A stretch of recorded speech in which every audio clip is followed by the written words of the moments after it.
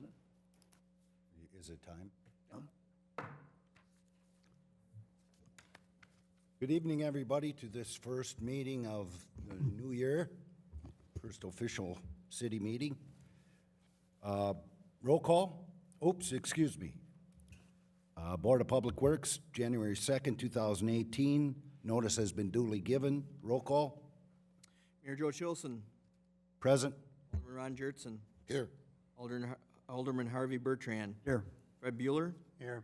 Jared Holter is also in attendance. Also in attendance is Second District Alderman Jerry Embry. And a good number of people from the community, which is, you have to be very robust to come out on a night like tonight. So thank you for coming out. Approval of the minutes? So move. Second. Motion made by Ron, second by Harvey to approve the minutes of the previous meeting. Discussion. Hearing none, all in favor signify by saying aye. Aye. Opposed, nay. Abstentions? So moved. Public input. Anyone wishing to give public input, please step to the podium, state your name, address, and you have 3 minutes. Just as a note also, we will have a public hearing after this. Yes, we will have a public hearing, We'll so also have that too. if you hear about that, about the Holiday Heights issue, you will get another chance to speak, so. Second call, anyone wishing to give public input. Third and final call, anyone wishing to give public input. That portion is now closed. Consideration and possible action on the following items.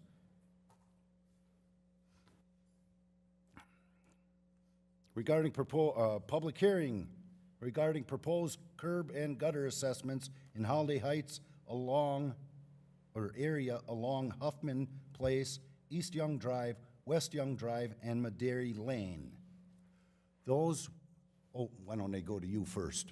No, just that we had passed at last month's meeting, Resolution 31/2007, preliminary resolution for the curb and gutter assessments. The assessments and the paperwork for those assessments have been mailed to the property owners. Have fielded some questions on the assessments during the last week here.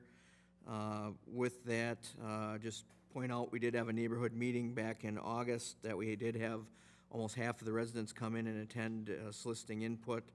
And I guess with that, we'll open it up for public comments. Okay, why don't we open the public hearing? Anyone wishing to speak in favor, please step to the podium. Second call, anyone wishing to speak in favor? Third and final call, anyone wishing to speak in favor? That portion of the public hearing is now closed. Those wishing to speak in opposition? Second call, those wishing to speak in opposition? Third and final call, those wishing to speak in opposition? Okay, Jared, would you read those emails into the record, please? I do have 4 emails to read in the record. The first is from Jane and Jim Burchell. Dear Board of Public Works, we are writing in response to the preliminary resolution regarding the addition of curb and gutter to the Holiday Heights addition and parcel 18-3731-0. We own lots 21 and 22. We ask that the frontage of lot 22 be removed from our special assessment fees charged to us for the addition of curb and gutter. The frontage of lot 22 is owned by the state of Wisconsin, and the remainder of the lot isn't buildable due to the triangular lot shape, the location of the hill in the lot, and the soil composition being mostly sand. Thanks for your consideration, Jane and Jim Burchell. Second I have is from Ms. Bruce and Candace Warhanick. Mr. C. Jared Holter, please let it be on the record that we are in favor of the intention to upgrade the streets, curb, and gutters for the Holiday Heights subdivision.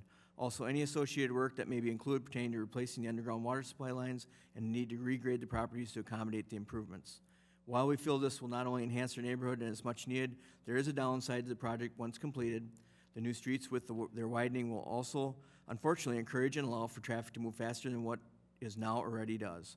It is easily apparent that some of our own residents think the neighborhood speed limit on East Young and Maderi Lane is 40 miles per hour. They should be ashamed of themselves. Bruce and Candace Warhanick, 1566 West Young Drive. Charles Matthews. Dear Mr. Holter, I live at 1524 Hoffman Place, Onalaska, and I received information regarding a curb and gutter system that is planned for the neighborhood. I will not be able to attend the meeting tomorrow in regards to this project, but I wanted to make it known that I am not, underline not, in favor of this project. Please have my vote in the record for the meeting. Thank you. Sincerely, Charles Matthews. David and Suzanne Fry. My wife and I would like to express our total agreement with the city's consideration to replace the Holiday Heights neighborhood existing water main. It is our understanding that it is below the city water main minimum requirements of 6 inches. We are also in agreement that as part of the water main replacement, the city's replacement of the entire roadway within the neighborhood and to include concrete curb and gutter is a much-needed improvement. Needless to say, the water main Holiday Heights has reached the end of its design life. Your $11.29 per foot suggested special assessment for concrete curb and gutter is a great value and welcome improvement to our neighborhood streets. Please approve this project. I'm sure that the engineering department is well aware of the cost of maintaining multiple annual water main breaks, washed out street repairs, and costs resulting from the flooding that occurs under the bridge to entrance to Holiday Heights Addition and to the current and future businesses. The water main in our house has frozen and burst 2 consecutive years in the past 4 years. Above and beyond the cost the city has incurred, approximately $500 in each occurrence to repair our in-ground irrigation system damage as a result of the excavation to repair the leak. City of Onalaska has refused to reimburse any of these expenses. The damage to our front yard were in the city's street right away, and therefore the expense was considered our responsibility. I'd also like to comment that none of the neighbors that we have talked with have disagreed with the need for these improvements. Regards, David and Suzanne Fry, 1564 West Young Drive. Okay. Hearing, are there, yes, go ahead, Jerry. Well, if you could close the public hearing. Yes. We're going to close the public hearing. Now, what is the wish of the commission? Tonight I've handed out a couple of handouts tonight. I hand out the map of the overall subdivision that you see here that shows the areas to be assessed. We did receive the letter from the Birchells regarding their lot. I did, as you know, last month we did have some irregular shaped lots and corner lots that we did give some credits to. I'm just going to take me a minute here to get to it, but I did hand out tonight a handout of what their lot is, and they came in and discussed it with me.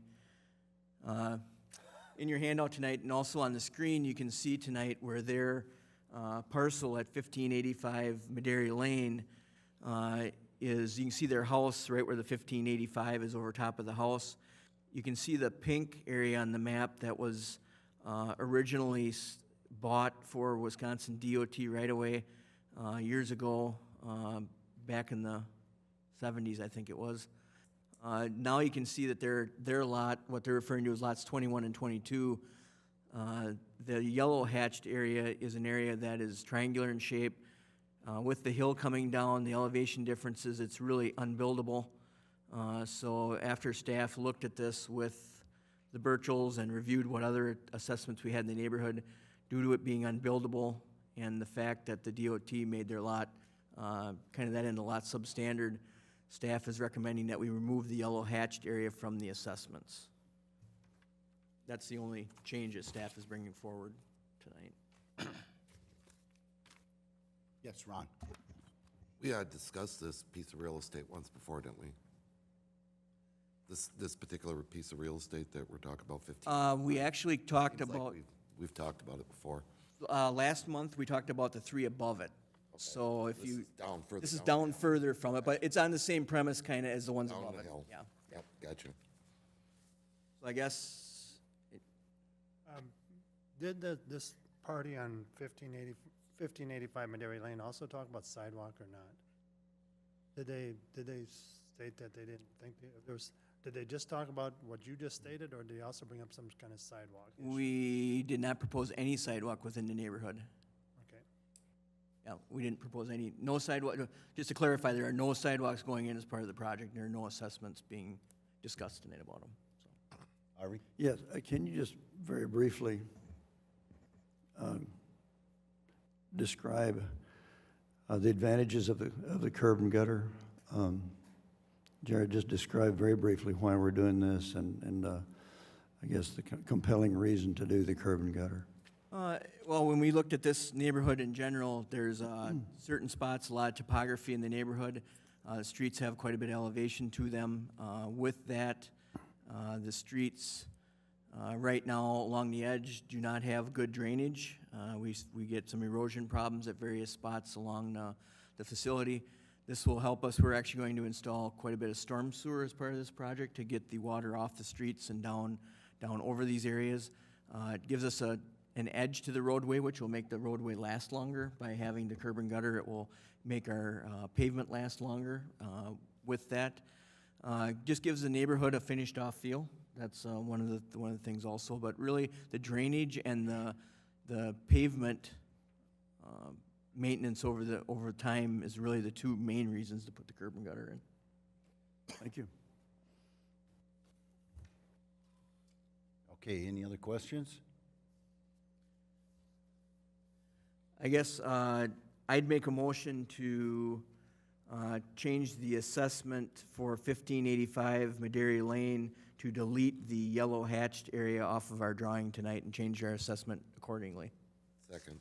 Okay, motion made by Jared, seconded by Ron, to take part of 1585, correct? Yes, Off of the assessment roll? correct, for the curb and gutter assessment. Okay, for stormwater assessment? Or curb and gutter assessment, I should say. Okay, discussion on that? Hearing none, all in favor signify by saying aye. Aye. Aye. Opposed, nay. Abstentions? So moved. Now, If you want to, you could move to resolution item number 5 if you so wish. yes, let's move to item 5 and deal with the resolution at this time.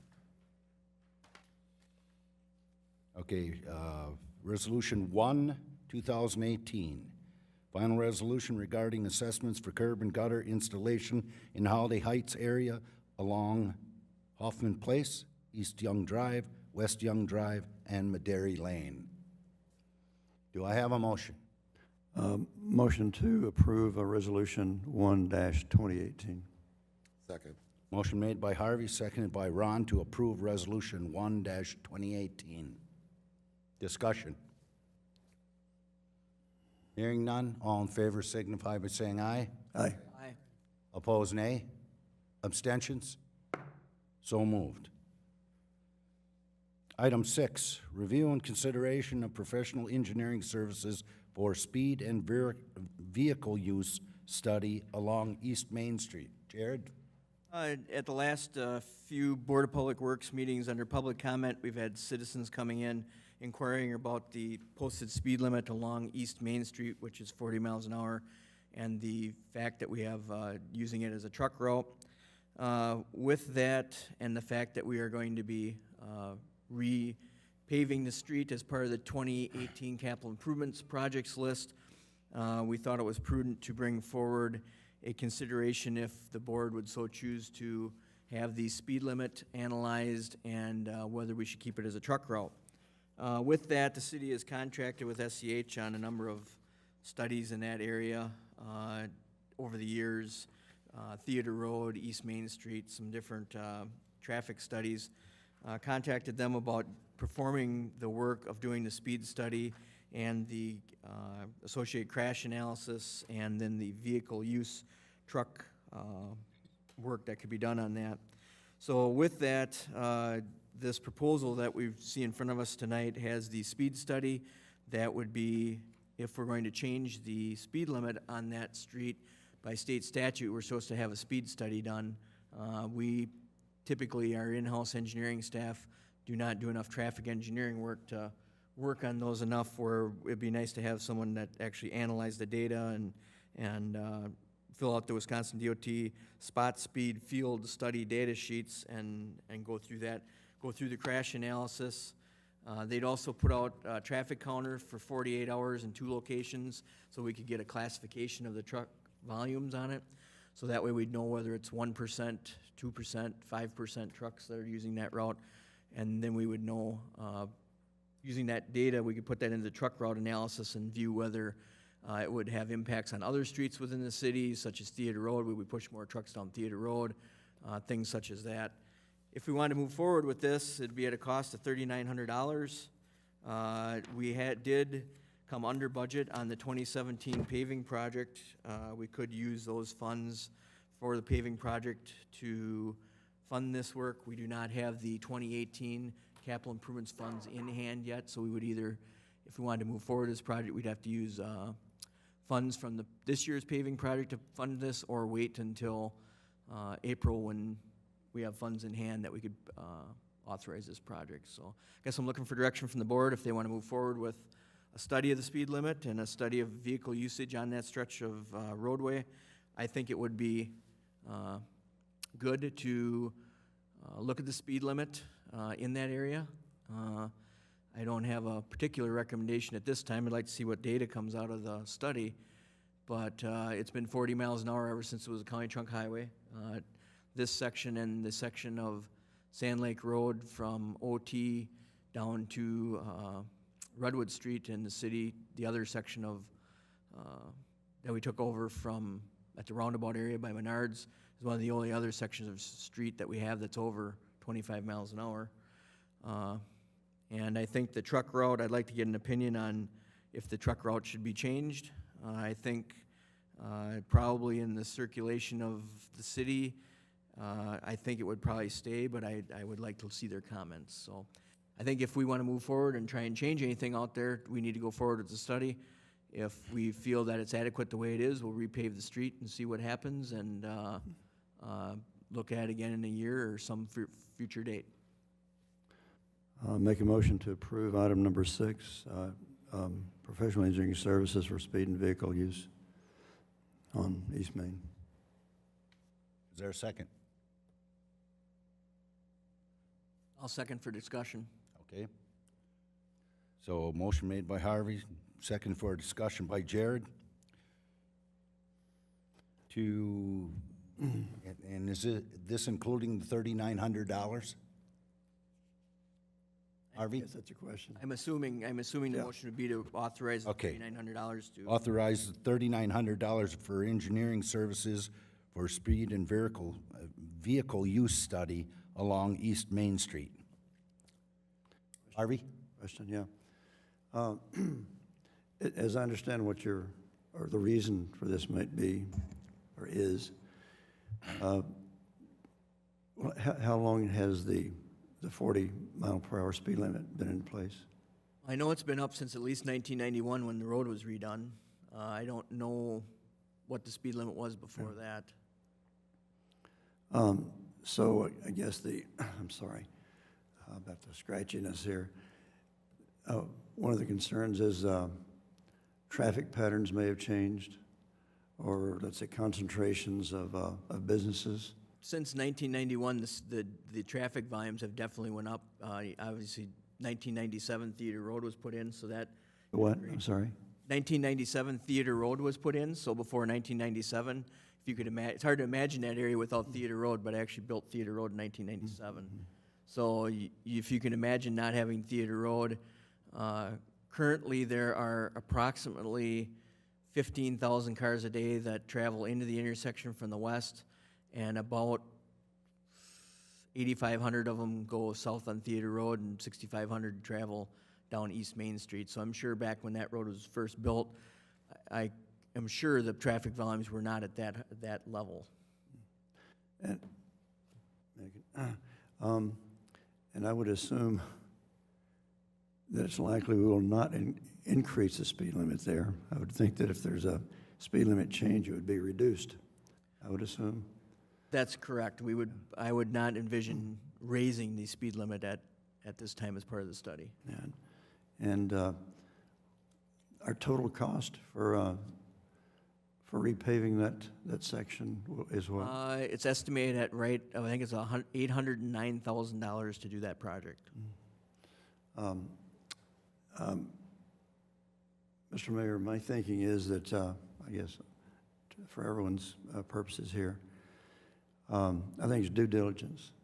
You know, we have a major we have a major, I guess actually, is it rebuilding of the street or resurfacing? We're going to be repaving the streets. So Yeah, we're yeah. going to leave the existing base in, remove all the asphalt pavement, and repave the street. Yeah. It's repaving a significant street in the city, and I would hate for us to go in. Go ahead. Yes. Just calling the chief in. Yeah, okay. Very frankly, as a self-defense measure, I'm serious here. If there were an accident along there, and it would be, let's see, if in fact there's been a significant increase in traffic along the area, and there's a significant increase in whatever you call it, the cross traffic, I frankly would hate to be the one who would say that, hey, we didn't need to study this. And I very strongly believe it should be done for the sake of due diligence. Okay. Chief, would you approach, please? Alderman Jertson has a question for you. Please identify yourself for the recorder. Jeff Trotnick, Chief of Police on Alaska Police. Thank you. The speed limit is 40 miles an hour out there. You've got 1, 2, 3, let's say 3 stop-and-go lights out there. About 3. You don't include the one by Highway 16. Right, you're talking about the Theater Road one also, which is technically in the, technically through. Theater's in the And 25. as you head down into Yep. Main Street. Yep. You got any problems with speed-related incidents out there? Well, I mean, we definitely have issues with speed. We write speeding violations out there and warnings. I think anytime you're transitioning from a 40 to a 25, going that route's going to be faster than transitioning 25 to 40. I know from my example or my perspective, just driving that area, whether in a personal vehicle or unmarked, it seems like to me we have more issues in the 25 than the 40. I think more kind of pay attention to the overages in the 40 than the 25, but that's just me personally. Road officer might feel different about that. Come downhill versus going uphill? Obviously going downhill is gonna be The picking up, increase. but yeah. When you're increasing your speed, going into a slowdown zone due to the hill. And you know, one of the things I mean, we do speed enforcement out there in the 25, but it's on the other side of Theater where we're not trying to really catch the people that are transitioning from 40 to 25 right away. I don't see that from the officer perspective, but once they cross Theater Road, you know, the officers run radar out there in that area pretty good. Do you have problems with accidents at the intersections? I'd have to research the data. I mean, I'm sure we have accidents there at Theater and Main Street. I just don't know what the numbers are. You know, that intersection as a whole is bad on traffic, especially when school's coming in and left-hand turns coming off of Theater Road to go on to Main Street with the traffic coming out of the school. That confuses a lot of people coming out of that area. And so we have a lot of left turn violations right in front of traffic coming out of that school there. I mean, I see that as the biggest issue there. That's not a speed-related issue. Not speed related, no. What I'm asking is, do we have any speed-related issues in the intersections or any speed-related accidents out there that you can say was caused by that? I would say we have speed related issues, yes. You do? A lot of them? I wouldn't say a lot, but we definitely do. Again, more than 25 than the 40. I drive that probably 3 times a day, and it seems to me that everything up to where the school's at rolls good. But once you get from there and start heading downhill, specifically what you said about school at now, seems to be confusing. As many times as I've been through there, it's still, you gotta be watching it. Yes. But that's not a speed-related deal. That's a turn-related. Going down the Main Street portion, you know, if there's a left turn issue there, the speed can factor in. But it's more what we see coming off of Theater Road onto Main Street. Okay. Thanks, Chief. Yes. Jared? Just to clarify one thing is that if this study would look at the speed limit on the 40-mile-per-hour section and the truck use from Theater Road up to State Trunk Highway 16. So the speed limit actually changes in front of Pet Me Scratch Me, if everybody knows where that's at. That's where the 25 starts and stops. So once you get down in the intersection, per the signage, you should be at the 25-mile-an-hour speed limit. Just to clarify. Harvey?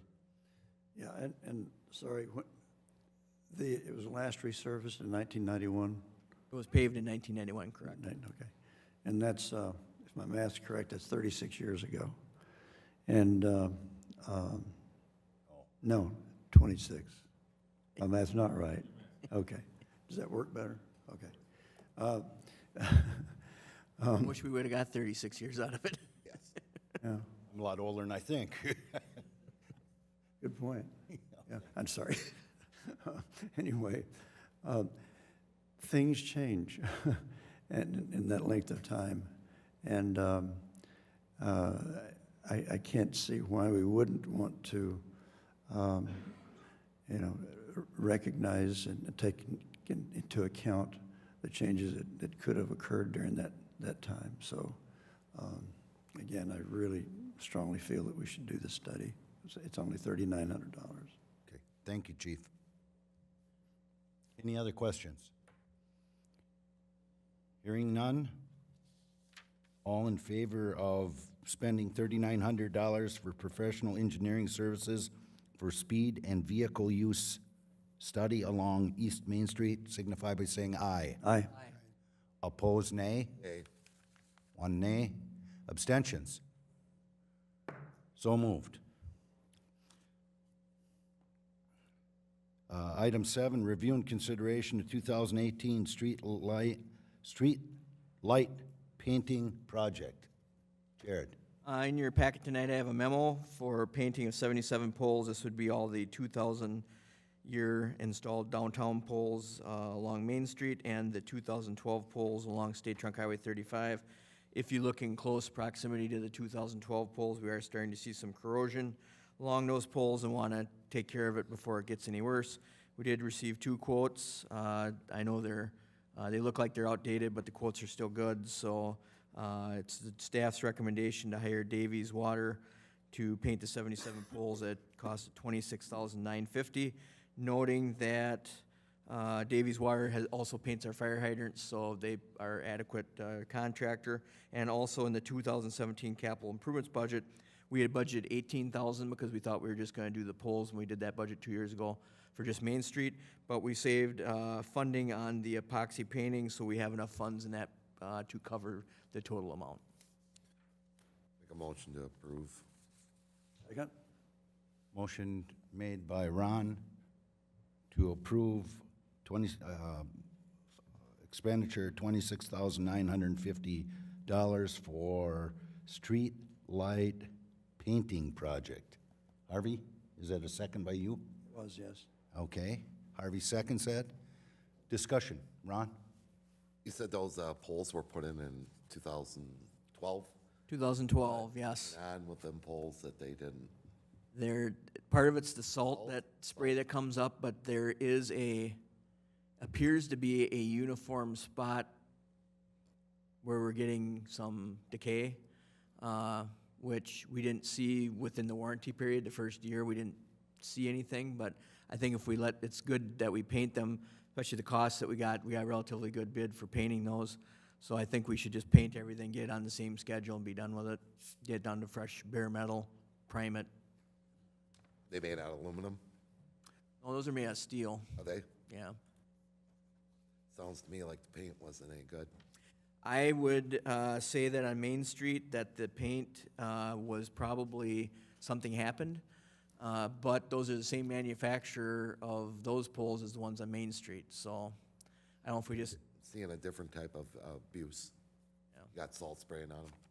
but we use pretty much the same amount of salt on Main Street as we do 35. Now, we do use a little more on 35, and part of it too is the traffic lane is closer to the poles in some spots, so the spray is more. Sounds logical. Thanks. Okay, any other questions, comments? Hearing none, all in favor signify by saying aye. Aye. Aye. Opposed, nay. Abstentions? So moved. Item 8, Review and consideration of 2017 urban forestry inventory update. I'm going to Katie? have Katie come up and give us a little update on our urban forestry. Johnny Appleseed. Pardon? Are you Johnny Appleseed today? Today. Okay. Thank you. Put together in your packet is a summary of the last section of the inventory that has been completed by Blue Stem Forestry Consultant, who the city hired to do a re-inventory of our public trees. The previous inventory was last done in 2009. Today, there's 6,293 trees. 72 of those reside on city boulevards, public streets. The average diameter of the trees at breast height is 8.71 inches, which indicates that our urban forest is quite young. As mentioned, the previous inventory in 2009, there were 6,907 public trees. Of those, just over 1,800 of those were ash trees, including black, white, and green. 26%, nearly 30% of our urban forest. Again, this includes all of our public trees, which is the city boulevards, the city cemetery, and our parks. From 2015 to 2017, the city underwent a large removal. 90% of those ash trees were removed. And in an effort to re-tree the community from 2014 to 2017, there were 1,563 trees that were reinstalled, which is a 95% replacement of ash trees, which tie into one of the reasons why we have such a young forest. All of those trees were about 1 3/4 to 2.5 inch caliber tree. So overall, 94.5% of the urban forest is in excellent, good, or fair condition, which is really great for us to see. Again, it is due to the high-quality trees that the city had purchased for installation, and also, again, the relatively young age of the forest, as they don't have as many defects and problems as you see with our older and more mature trees.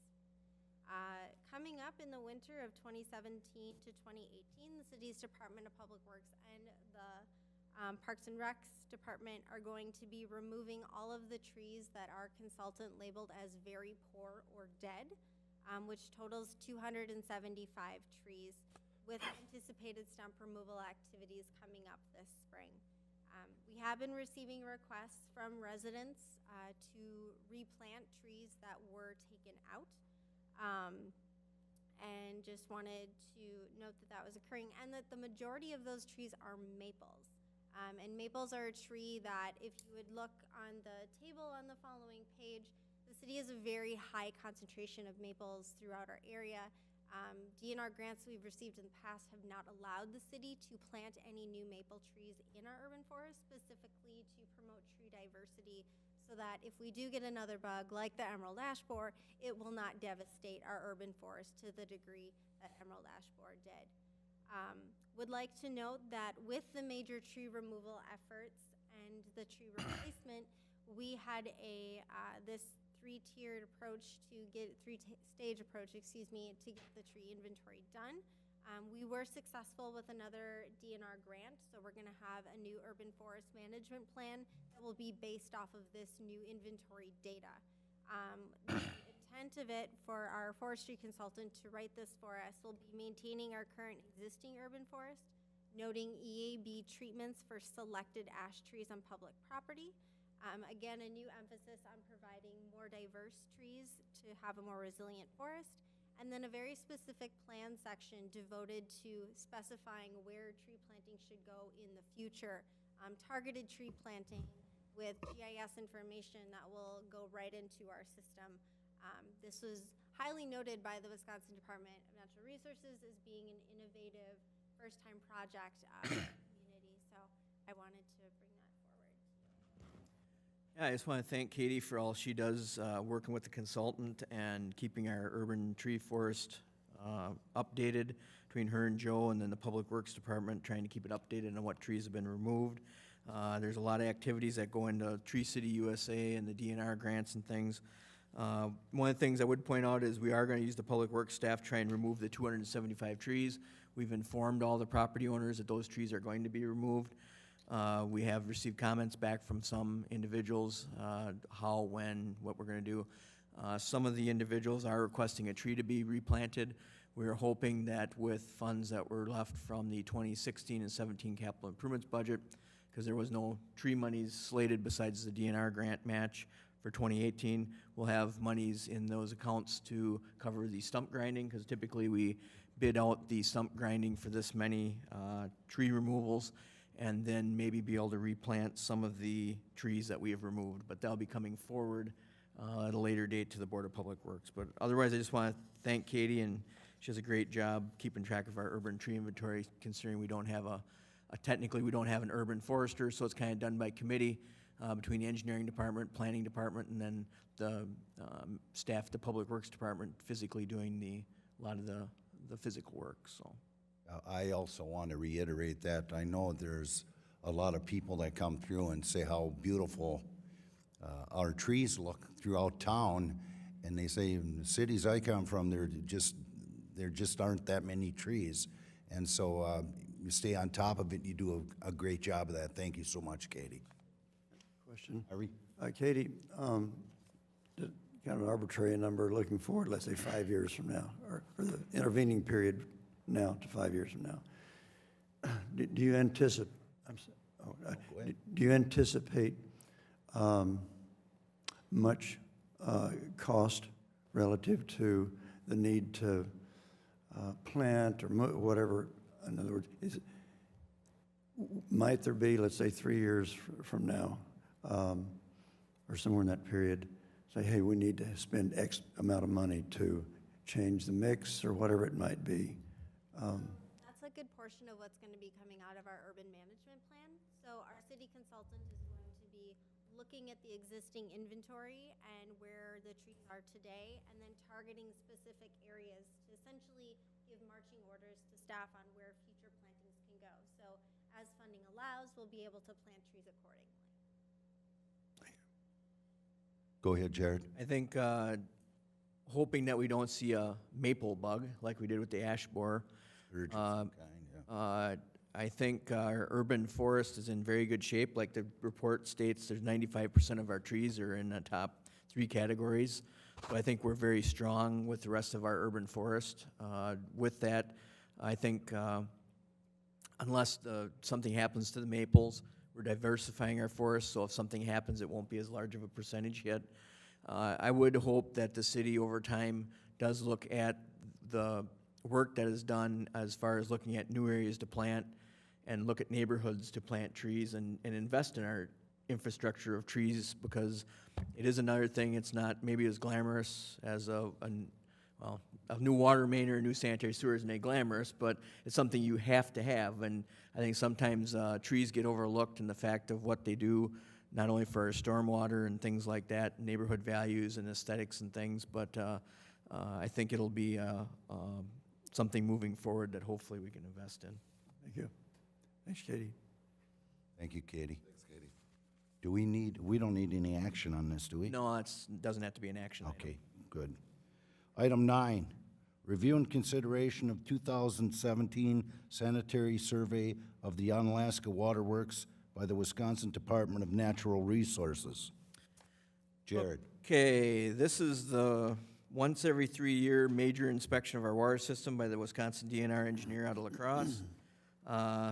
I've also got my hired gun, Jim Prindle, my public works manager in the back, and some of these items, when we get into the nuts and bolts of orthophosphates, polyphosphates, testing and chemicals, and sometimes I got to refer to my hand that helps me out. But this is a very long document. It's a very thorough document that the DNR engineer puts together. Very important document for our water system. And one of the things, I'm going to go through some key points as we roll through this, but one of the things I would point out is that the public works staff does a great job at making sure and ensuring we have safe, reliable drinking water at our municipality. We are a leader in many things that we do within the water system world that we see with other communities. A lot of times that staff is not doing it for accolades. They're doing it to better our performance, better our system, reliability, ensuring we have proper drinking water for the future. And some of those things are noted by the DNR engineer in here. So Basically, I'm just going to start in that first page here. The DNR engineer was in November of 2017 for a once every 3-year review. He did do probably 3 months worth of legwork with Jim and emails and getting information beforehand. So just paging through here, we go through ownership. You know, it goes through that the city owns it. Where our water comes from is on page 3. Goes to infrastructure on page 4 and 5, 6, 7 is all of our infrastructure items on what we have within the city. Page 10 goes to water use and demand, system capacity. Moving into page 11, I'd point out one of the last lines under connection to water and uses. Summarizing the capacity evaluation, the city has adequate pumping and storage capacity to meet service demands normally expected. So that's a good statement. We don't have any deficiencies saying we don't have enough water pumpage or enough reservoir capacity or anything like that. Continuing to work through, you've got water quality, and there's multiple pages on water quality. And one of the things we would point out is that the city is proactive on doing water quality sampling. Our staff is very good at this. We have done studies over time and things like that. One of the things I'd point out on page 17, the next to last paragraph says the city discontinued phosphate usage on December 14, 2012, and began investigative monitoring. We were using polyphosphate at the time as a sequestering agent, and requested from the DNR if we could end that. I'm going to touch on that again further in the report, but that's just kind of a key date that's in here. Going on, there's still more data that's in here about the city testing. You're going through here. It's all the way up to page 26. Then we've got such things as cross-connection control, distribution system maintenance, water system operators, fiscal impacts. I want to point out Fred, as our financial services director, does a great job keeping the utility in a very strong position. With the auditors, works on our debt and budgeting, and we always get very good marks in that area. So basically, we get to the nuts and bolts. You get to the end of page 29, going into page 30, you've got sanitary survey findings. So if you turn to page 30, basically the Wisconsin DNR engineer comes up with deficiencies. And sometimes those deficiencies they label significant, sometimes they label them as just deficiencies, then they move into recommendations. So this time around, they came up with 3 significant deficiencies. And number 1 was a cross-connection inspection that hadn't been performed yet. That has been done. It's been given to the DNR, so we have satisfied condition for number 1. Number 2 is the couple reservoirs were not inspected during the last 5 years. The reservoirs were drained down for the membrane replacement that we did at the reservoirs, if you remember that, about 4 years ago. We just didn't fill out the DNR paperwork that we had drained it down and submitted it. So they've been drained down. Were not anything that is, in my opinion, life-threatening. But we are going to and have that work scheduled with a contractor to be performed in April of 2018 to make the June 1st, 2018 submittal date for the reports. And we feel very confident we can get that done. Number 3 is a line at the new well number 9. We had extended it so it didn't splash. We took that off, so now we got the proper distance. That has been done, meets DNR code, has been submitted to the DNR. Going into deficiencies now, number 4, we've installed the 24 mesh screen. Number 5, the 24 mesh screen has been installed at well number 7. Number 6 is disconnect an unused chlorine line.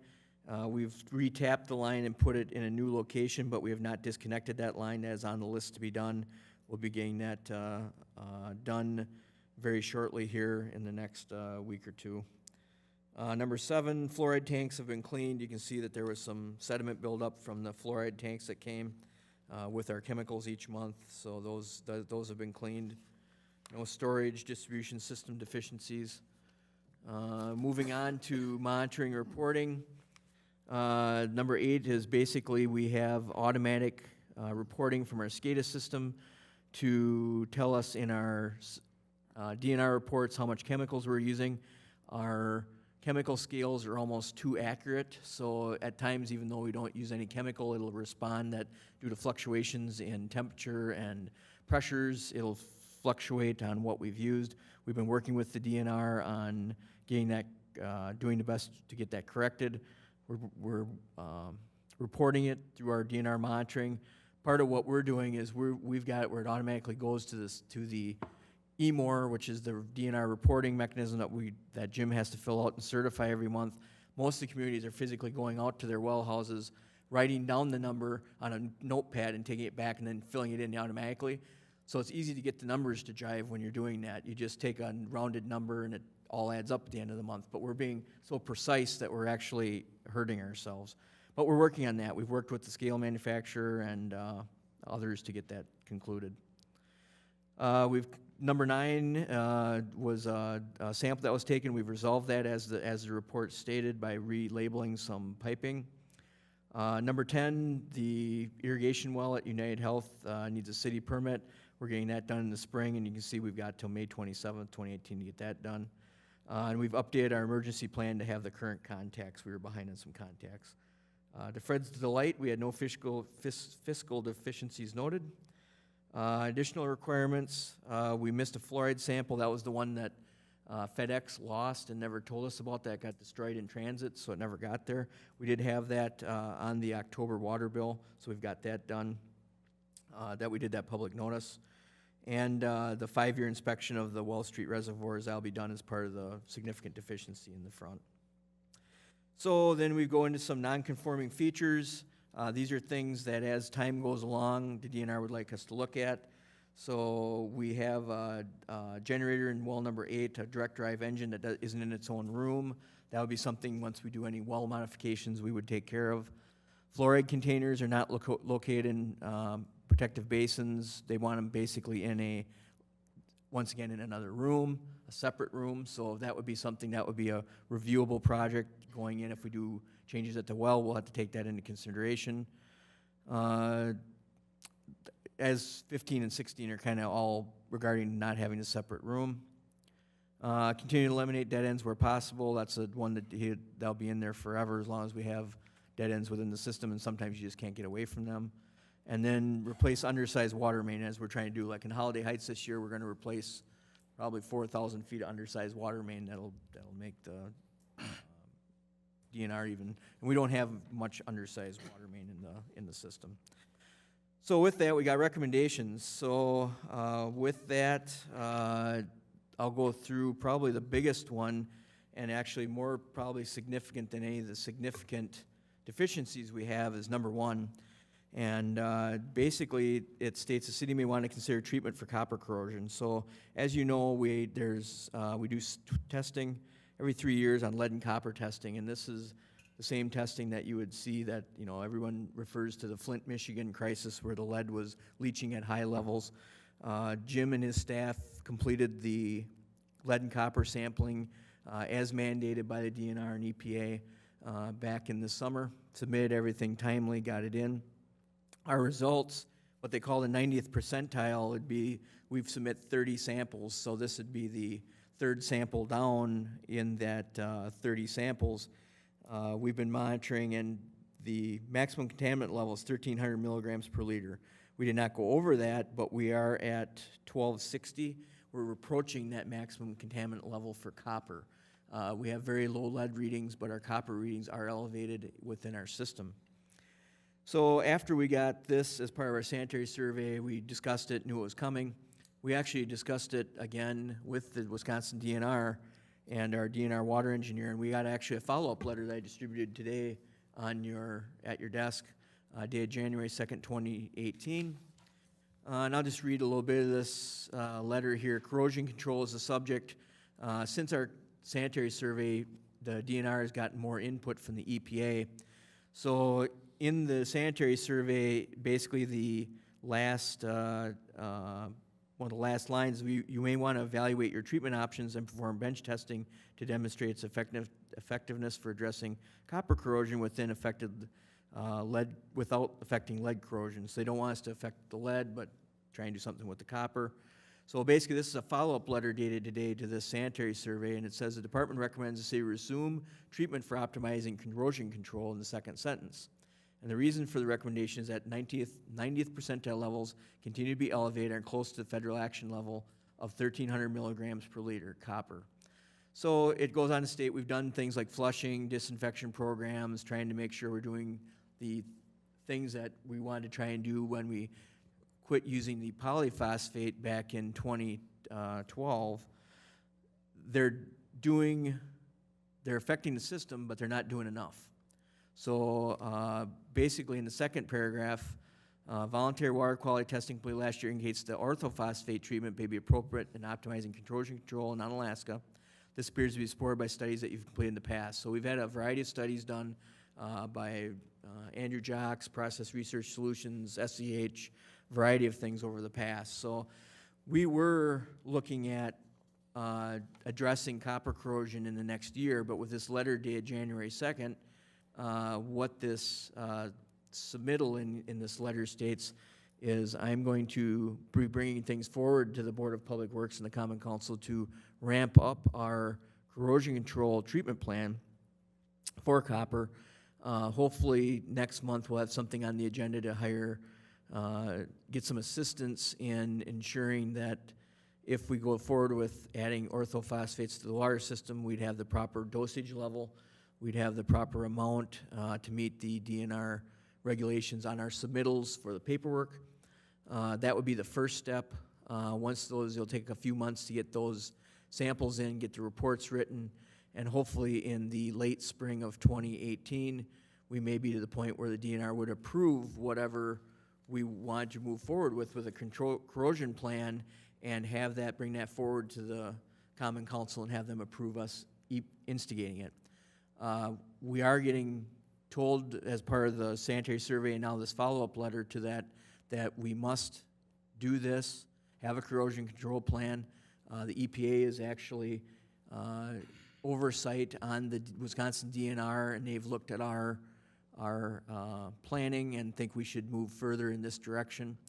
With our hardness of our water and our pH combination, they're coming out with a matrix that plugs in those numbers, and we are basically at the point where it's going to force us to do the corrosion control.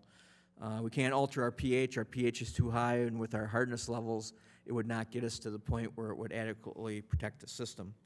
So that specific item doesn't need any action tonight as part of the sanitary survey, but I wanted to bring it up to make sure I'm getting everyone prepared that over the next few months we will be having action items with that. Our water is safe. We are below any EPA federally mandated levels. We're not at any point where we're causing harm or the system is not safe. I'm not saying that, but I want to make sure that the next round of testing comes out, we're in a good place to hopefully pass that testing and continue to strive to do even better with our water system. So I guess with the corrosion part of it, I don't know if Jim had anything wanted to add, or that kind of hits it pretty good. Mr. Prindle, would you please come up to the podium? And I've discussed, me and Jim discuss these items continually. After the DNR letter came today, we discussed it for another 20 minutes, just going through it. It's going to be work for our staff, and it's going to have costs to adding phosphate chemicals. It's going to have cost to possibly remove it. We're going to add the phosphate so we meet the corrosion standards, but then it's got to get removed at the treatment plant. So, but way our water system is, I don't have another viable option of trying to do what needs to be done to meet the DNR and EPA mandates. So we're always looking at different options, always looking at different ways we can do things, but this appears to be the route that our bus will probably be driving down to get the job done. With that, Okay, now I know that we have very good water. And we have had very good water for a long time, and it's because of Jared and Mr. Prindle here. Jim, you're to be congratulated because I know you do the lion's share of the work. Please take back to your crew that we appreciate everything they do for us. Because and a city without clean water really is at a gross disadvantage. So we really appreciate what you've done. Now, do you have anything that you'd like to say about what we've just talked about? No, you could get into great detail with it. We aren't going to have a lot of choice. As Jared said, we can't use caustic soda to adjust the pH because it's going to put everything in the solution, all the calcium carbonates on the pipes. It'll liquefy and plug stuff up, so we really have to try to just grab and coat the pipes. And that's the consensus I'm getting from the DNR, some of the engineers that work with these projects. EPA, their little diagrams that they have all drive you towards the orthophosphate. We have the equipment in place, so that helps too. It's not like we've got to go out and get it. We've kept the tanks, the pumps, might have to change some of the pumps up. It would be a pretty easy transition. Ron, you have any questions? I'll probably have questions as we go along here. Okay. Down the line. Harvey? Naturally, I have questions. Yeah, this is way over my head too, so. We're a long ways away from getting that done. Yeah. Harvey? Yeah, is it possible to say roughly, or are there going to be, oh gosh, I'm sorry about this, any significant costs relative to satisfying these deficiencies?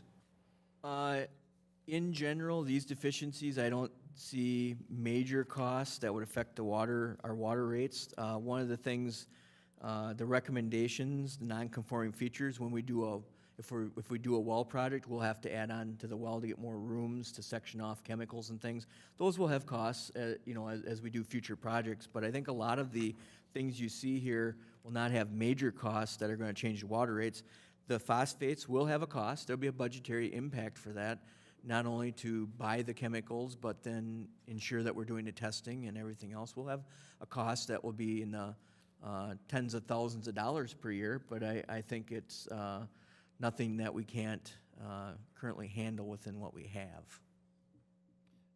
And on page 31, let's see, is that, yeah, I believe that's a page where it says we were supposed to have had certain items changed by December 31st, 2017, and I guess those have been done except under, All except the one, and I know Jim's been in contact with the DNR engineer on all the items, so it's one, you gotta get in the basement, it's hard to get underneath and get at it, so. We've actually took care of that today. Oh, you did today? Yeah, Oh, it's well, done. there you go. And I So- talked with the DNR on it, with the results. So. and one final one. On page 34, we talk about capacity development. I assume that's the capacity of our water system. And the conclusion being the system has adequate technical, managerial, and so forth. So, at least until 2020. So,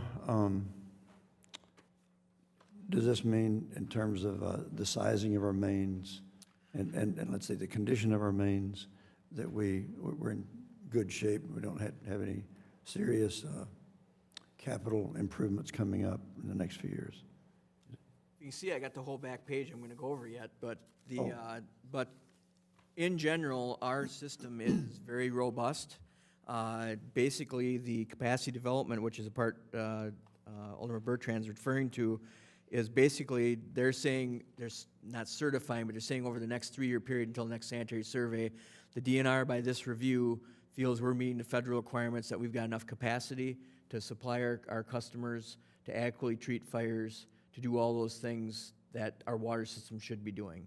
So basically, they're saying, basically, you're meeting the federal requirements, that you've got the right pieces in place to have a water system that is adequate to do what it needs to do. Thank you. Thank you, Jim. So I'll just kind of go through the rest of this here under recommendations. You know, we went back to the separate rooms. That's a recommendation that we've referred to in previous items. Number 3, salt usage. That's one that's such as Madison and Minneapolis are getting elevated chloride levels. We're starting to see that too. So I think within the next few years, you're going to see topics coming to the Board of Public Works about salt usage, not only the city salt usage on streets, but private salt usage on parking lots. That's getting to be, and we are seeing higher salt chloride readings in our drinking water. We're going to test well number 9 for radon as recommended.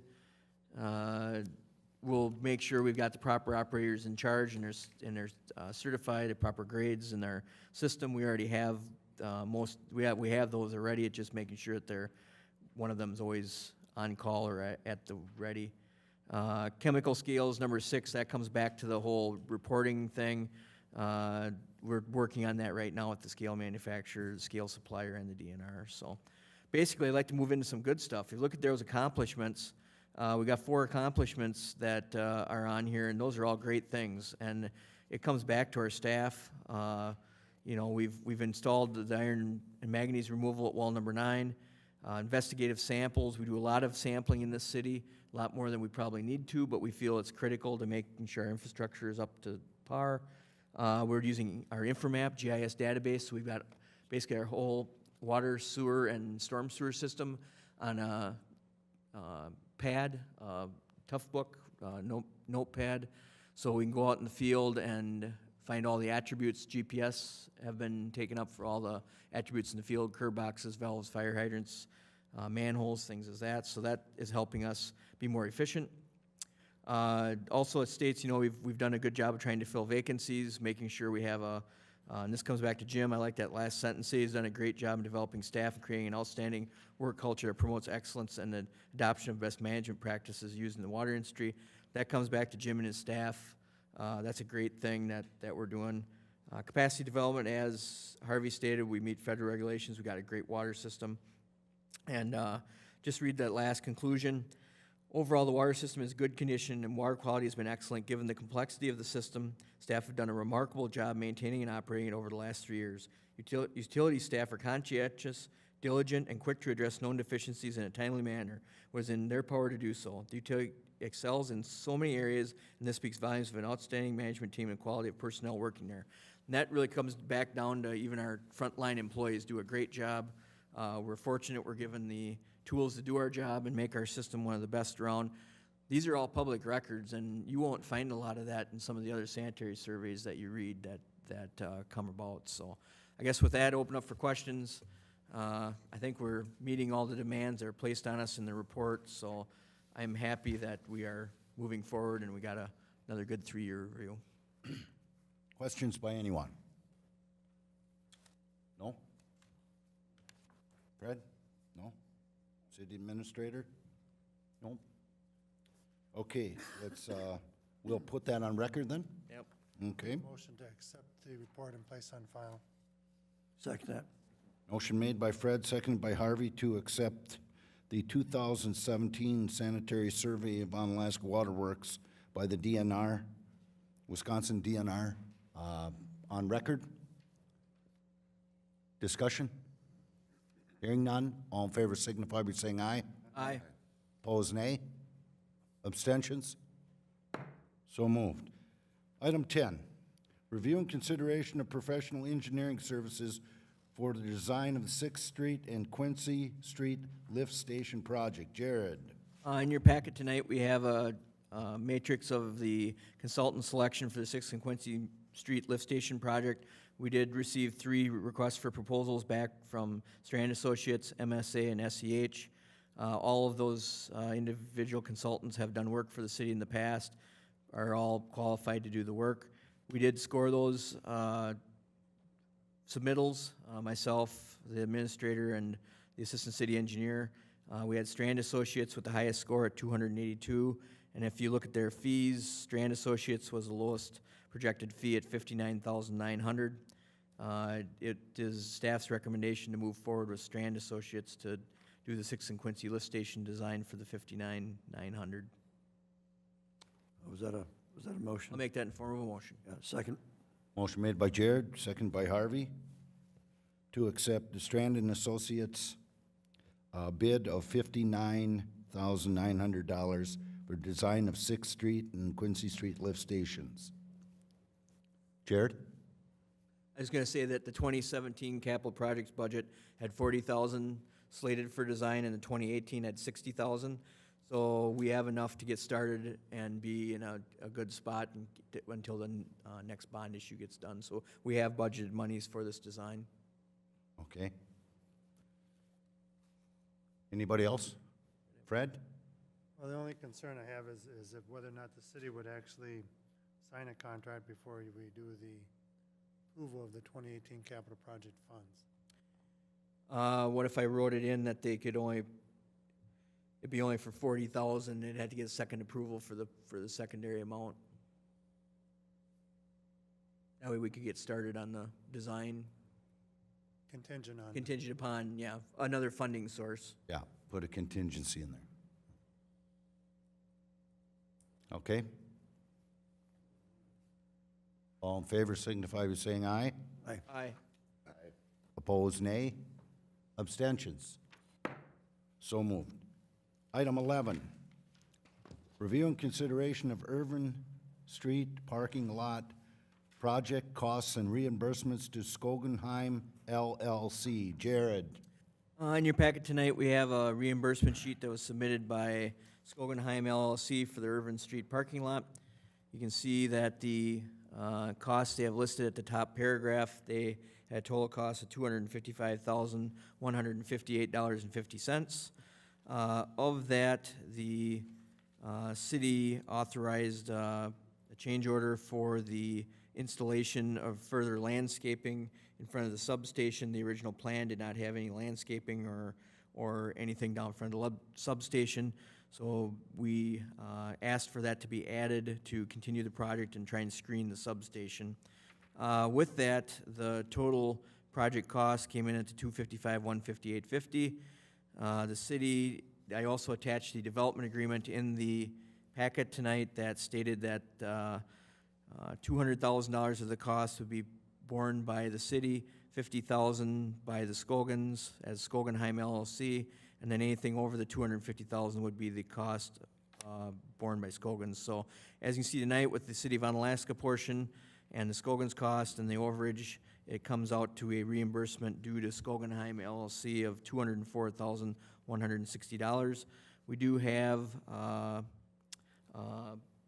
lien waivers from the project. We've got the billing that was presented to us by Skogenheim, including the contract invoices from DBS that constructed the project on behalf of Skogenheim LLC. The funds for this would be secured from the park fund as originally approved.